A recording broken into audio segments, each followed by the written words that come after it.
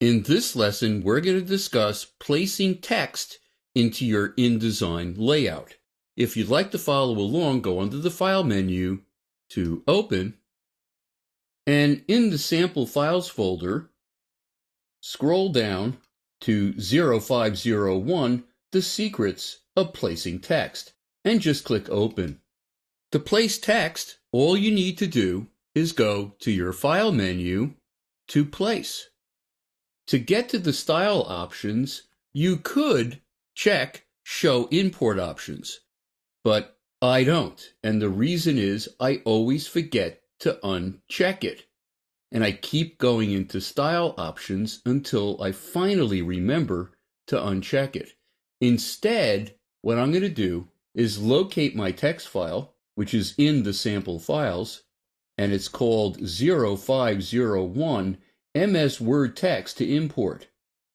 And instead of just clicking Open, I'm going to hold down my Shift key when I click Open. Holding down the Shift key will get you into your style options without checking style options in the dialog window.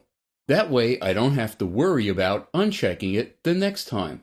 The first section is about what is going to be included from the MS Word document.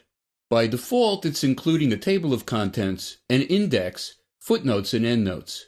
If your document doesn't have any of these, it really doesn't matter whether they're checked or not. But if you don't want to include your table of contents or any of these, make sure to uncheck them so they don't come in with the text. The next section is about typographer's quotes. Typographer's quotes are the curly Q quotes that you see in type. It's not the straight up and down quotes that are actually inches and feet marks. So you do want to check this most of the time. Let's talk about the various settings in the formatting section. What I usually recommend is to click on Remove Styles and Formatting from Text and Tables to avoid some problems, which I'll talk about later. Why don't we see what that does? I'm just going to click OK, and it loads all of the text into something called a loaded brush. And if I go between my margins in the primary text frame, I'm just going to click to place the text into that frame. InDesign actually automatically added as many pages as are necessary to contain all of the text. I'm going to undo this.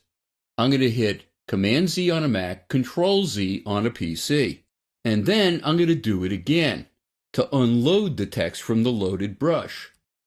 Why don't we re-import the text? I'm going to go to File, Place, and in the sample files, I'm going to once again scroll down to 0501 MS Word Text to Import.rtf.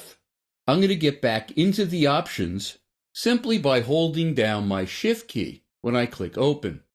The next choice is actually Preserve Styles and Formatting. And you can see there's a lot of choices as to what you can bring in. And if you want those to come in, check them. If you don't, uncheck them. But if it preserves styles and formatting in your text, why is that a problem? Well, there's a couple of problems. What if I'm missing the typefaces? I'm going to have missing typefaces. That's not a good thing that I'd like to avoid. Also, if there's any color that's been applied to any of the text, which I know there has been, it's going to be RGB. And that's going to bring RGB colors into, in this case, a CMYK document for print. That's not a good thing either. So normally, I would just remove styles and formatting. But people always ask, how do I know what text is a headline and what text is a subhead or body text? Basically, the best thing to do is to open Microsoft Word and print out your document. Then follow the formatting from your printed out Microsoft document. One last choice down the bottom of the import options window I'd like to talk about, which is something called Customize Style Import. If I check that, a button becomes available called Style Mapping. And what this allows me to do is to map the text that has certain styles applied to it to my styles that I've set up in my InDesign document. So basically, my text is going to come in fully formatted. Really kind of a cool thing. So what I'm going to do is click on chapter headline, and I'm going to map that to the style in my InDesign document that I'm using to replace that style, and it's called section headline. Then there's another style in the Microsoft Word document called tip heading. I'm going to match that to heading for tips. The last style that I need to map is tip copy. And let me click on that pop-up menu and match it to my style in the InDesign document, which is body text. And now all I need to do is click OK.